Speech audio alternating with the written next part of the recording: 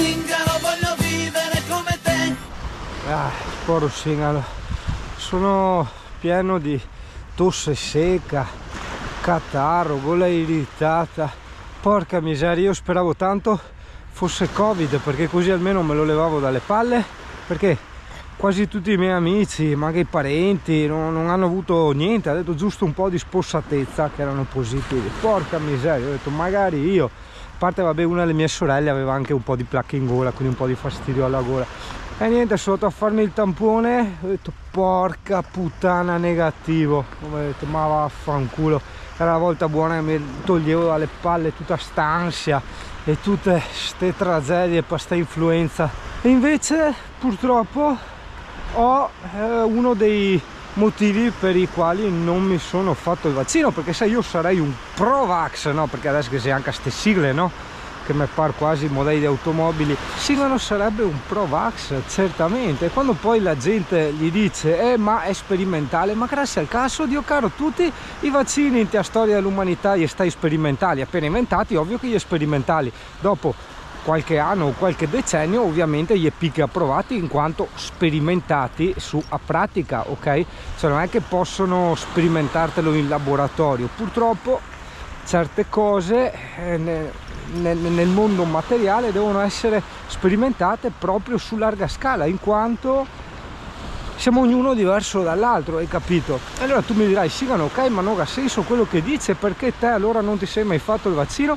Perché io non sono Novax, io sono no sistema sanitario. Il sistema sanitario, perlomeno quello che ho conosciuto io, è a dir poco estremamente preoccupante, ha un'affidabilità e un'incompetenza in materia che è a dir poco spaventosa. Pertanto mettiti nei miei panni, se dopo decine di anni che vado avanti a medici, specialisti e ho speso migliaia di euro in visite, analisi e tutto quello che ci va dietro per non si sa cosa, ma deduco io problemi al sistema immunitario, perché se continuo a zappare sempre virus e batteri di tutti i tipi probabilmente c'è qualcosa al sistema immunitario, e quindi uno che ha dei problemi al sistema immunitario dovrebbe andarsi a fare un vaccino del genere, che almeno qui in zona, io parlo solo della zona, non di quello che sento al telegiornale, ma di quello che sento dalle persone vere, di tutti i miei amici, di tutti i miei conoscenti. Uno solo è stato veramente male e tutti gli altri hanno avuto praticamente o niente, proprio niente di niente, o un po' di debolezza.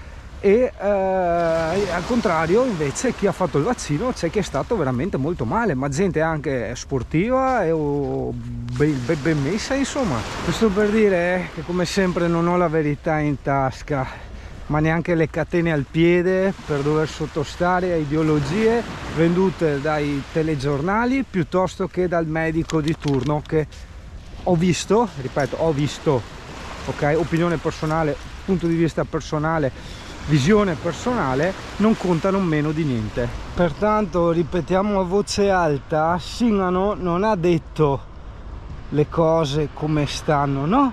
Singano ha semplicemente detto cosa vede, ok, nel suo presente e nel suo passato, e cosa gli è successo nel suo passato e cosa sta succedendo nel suo presente. Ragazzo mio, se ti senti di contraddire tutto quello che io ho detto, allora mi dispiace, ma non hai capito un emerito cazzo di quello che io ho spiegato, in quanto, ripeto per l'ennesima volta, è offensivo, no? Secondo me, quando io ripeto le cose, è semplicemente un mio punto di vista nella base dei fatti in cui sono inciampato, in cui ancora sto inciampando, porca puttana. Ogni tanto qualcuno mi dice ma ti hanno tolto la monetizzazione perché hai parlato del Green Pass. Io credo di non aver mai parlato del Green Pass, a parte ora sì ne parlo quasi per vendetta, no? In quanto non me ne è mai fregato niente, e ne parlo per vendetta ora in quanto ho sempre più l'impressione che siamo in una dittatura, ma non in una dittatura perché ormai va di moda dire questo termine come dittatura sanitaria perché ti obbligano a fare il vaccino. L'obbligo di fare il vaccino, che secondo me insomma potrebbe, se fosse sicuro, sarebbe anche una cosa decisamente corretta, ok, per salvaguardare gli altri. non è solo quello, in quanto la dittatura la puoi vedere in milioni di altre cose più grandi e anche infinitamente più piccole, e forse quelle più piccole sono quelle infinitamente più gravi. Vedevo ad esempio l'altro giorno, da tanto che non guardavo, no, il Balasso, che era uno dei miei personaggi preferiti, è un comico, no? Un po' anche filosofo, un po' anche storico, insomma un po' anche un personaggio il tipo, e il quale aveva un po' perculato Zaia, no?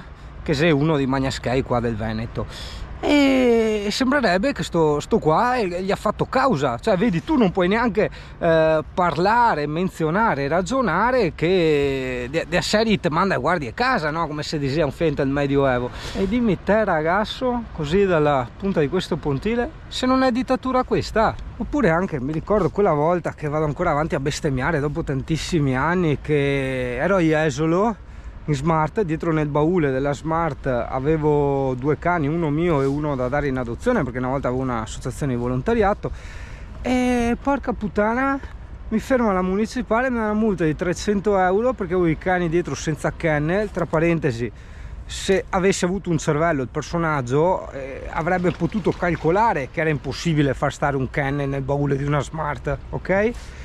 Tantomeno 2 cani di taglia medio-piccola dentro gli kennel che sarebbero stati nel baule della Smart, a meno che non si fossero mozzate le gambe, la testa e quelle cose lì. Però insomma non sei carino, te che dà anche il cagnetto in adozione con la testa tutta tagliata e budei che viene fuori, non è bello. Ma a parte il bello, il non bello, che è soggettivo, questa mia accusa di dittatura nasce dal fatto che, sempre se per carità quella volta avessero dato un cervello a quel questurino là che dava le multe così per far cassa e basta, si sarebbe potuto notare, o meglio lui avrebbe potuto notare, perché credo che qualsiasi altro essere vivente del mondo l'avesse notato, che porca di quella troia la Smart, stiamo parlando di cani di taglia medio-piccola, non consentiva al cane di venire davanti da dietro, in quanto i sedili erano talmente attaccati che il cane stava al sicuro dietro, ok? E quindi tu con la multa servirebbe a punire, no? A punire delle persone, un po', siccome non va più di moda le punizioni fisiche, e poi hanno visto insomma che dando le multe si fa anche a cassa, no? Hanno permutato le punizioni fisiche con le punizioni monetarie, e queste punizioni, scusa se che giro sempre largo, sarebbero dovute servire a far pentire il malfattore di quello che ha fatto, no?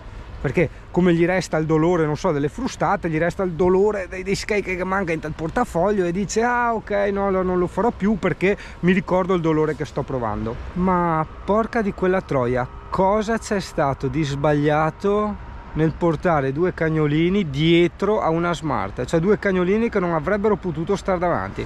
In questa situazione a dir poco tragicomica, perché lo ripeto, nella Smart per quei cani mai e poi mai si sarebbe, per motivi fisici proprio, purtroppo è la legge della natura che detta queste cose, non si sarebbe mai potuto mettere dei kennel. Eppure questo pagliaccetto con la faccia di cazzo, che per il solo fatto di avere una divisa, o meglio un costume, si sentiva il dio in terra, ha deciso di darmi 300 euro di multa. Cioè dovevo pagare 300 euro, anzi io ero obbligato, no, dovevo pagare nel senso ero obbligato a pagare 300 euro di multa, così, perché lui aveva deciso che i cani non potevano stare. Ma perché non potevano stare?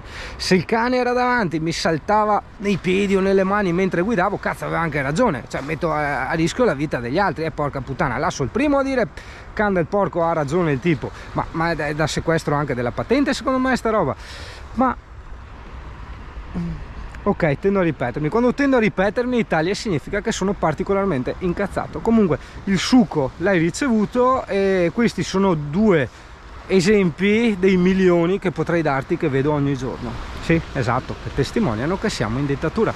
Anche se, precisiamo, io è da una quindicina d'anni che, tra virgolette, dico queste cose, ossia io non ho mai detto che siamo in dittatura, almeno all'epoca.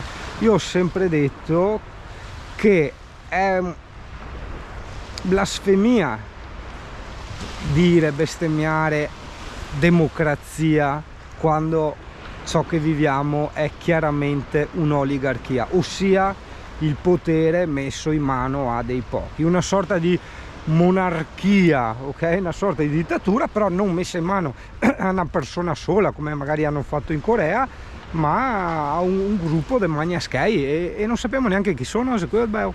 Dicono che le bocche